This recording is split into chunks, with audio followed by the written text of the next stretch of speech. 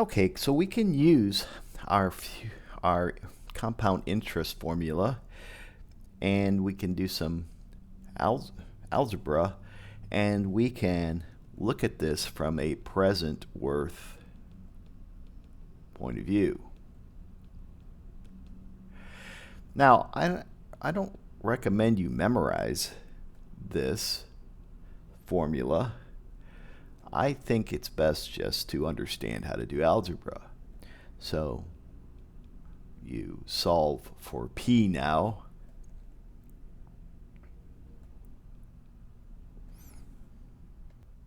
By essentially taking f and dividing it by 1 plus I to the n. We can represent this with our little simple relationship. P equals some future value. So we're essentially talking about P given f at some interest rate over some time period. So, for example, let's say we have $10,000 as a future value, and our interest rate is 10% per period, let's say year, and n equals 4 years. We could certainly do this calculation to figure out what our present worth is. We could use, however, our little representation here, and then go to the tables. We end up on the same row here, but this time, instead of future worth, we're doing finding P given f. So our relationship here now is 0.6830. So P equals 10,000 times 0.6830 equals 6830 is our present worth of $10,000. So these two ideas, the equation set up to solve for present worth or for future worth, are important concepts, and you'll probably use these in your project when you do calculations. So it's important to understand exactly how to calculate them. Okay, so there are some lesser ways of representing this relationship. If we solve for I,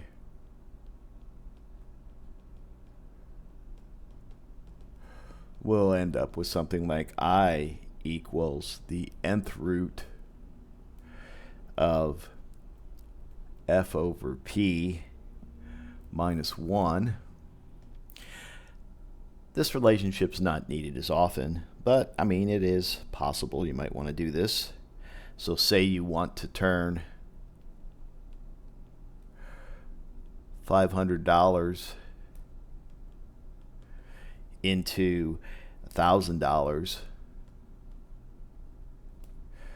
over 10 years. Well, you just do this calculation. Make sure you have an interest rate that represents 0.718 or 7.18% compounded over 10 periods.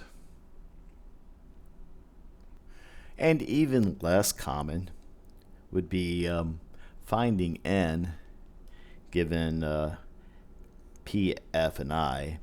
Here you're going to have to play around a little bit with the relationships, and this is log of F over P divided by the log of 1 plus I. And that's because n was in the exponent, so you're going to have to log both sides of the relationship.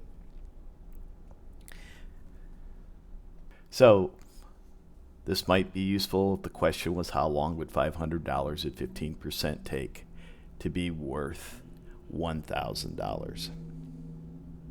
15% per the period is related to our length of time.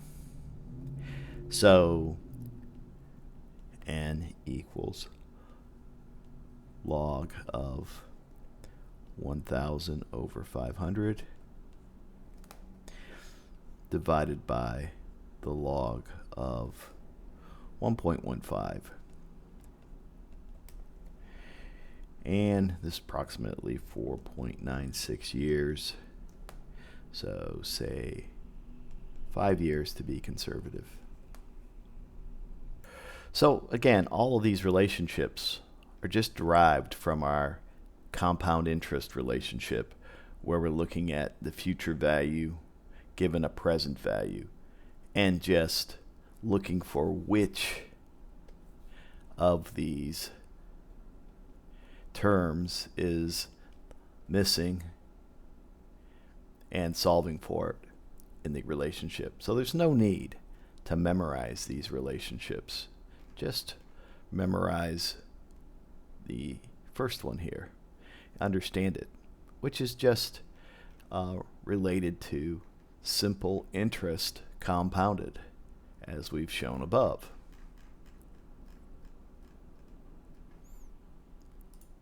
So it should be obvious to you that the longer our compounding period, the more money is either gained or owed, depending on whether you owe money or whether you're gaining money from an investment. Well, let's look at this in a little more detail. If we consider a function here, a raised to the x, and I differentiate that, a to the x,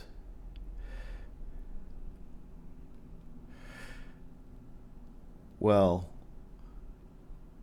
by definition, this might be the limit as h approaches 0 of some f of x plus h minus f of x over h, which in terms of ax would be the limit as h approaches 0 of a x plus h minus a raised to the power of x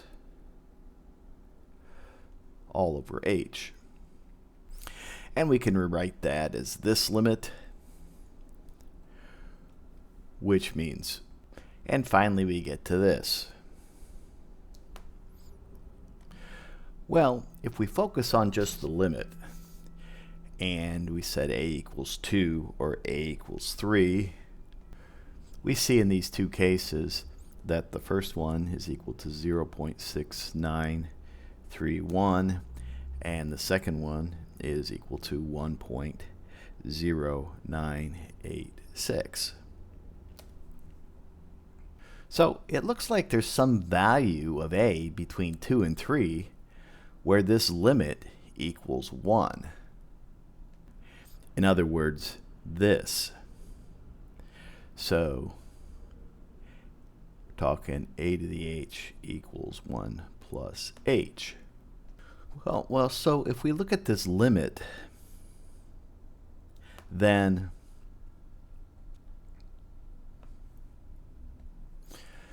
with just guessing some results, we will converge to a value of 2.71828. We call this value E, and it actually goes on forever. And what's cool about this is if you have a function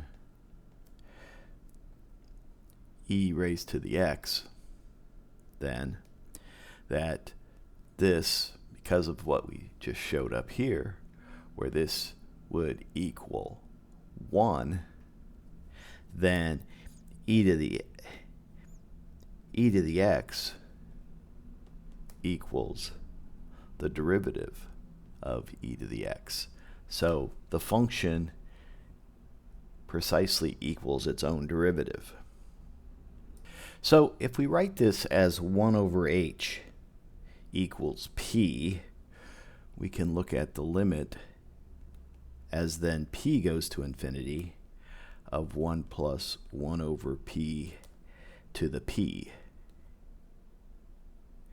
And this equals e raised to the 1 equals the 2.71828.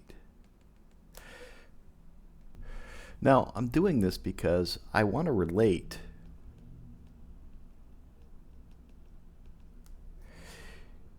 p to some value m over r, where, so let's say we create this p equals m over r. M is the number of times that we compound per year, and r is the nominal interest rate, or that interest per period times the number of periods. Now that's the nominal rate, so we would call that, say, like if you were compounding 6% per 6 months, then you'd have 12% nominally, but the actual interest rate would be a little more because of compound interest, the actual or effective interest rate.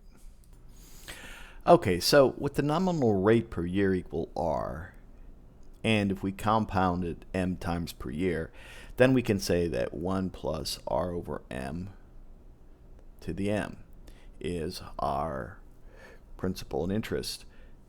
So if we substitute p back in here for this, or p in here, we get this relationship, which is real similar to what we had up here. But notice it's 1 plus 1 over p to the r. And if we took the limit as p approaches infinity of 1 plus 1 over p to the p, that's equal to e. So the limit as p approaches infinity of 1 plus 1 over p to the p raised to the r equals e to the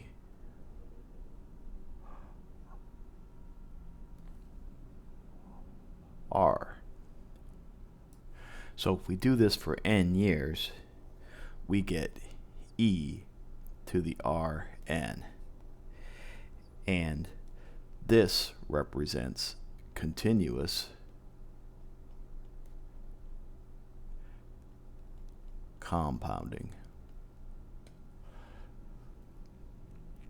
because p here is going to infinity.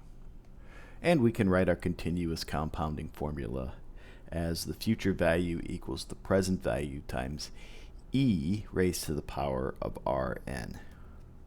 We can also do this in table form by saying that e to the rn equals, let's go future given present with an r percent and an n.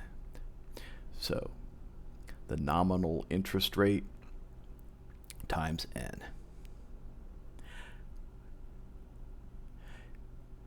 N is often, the period used is often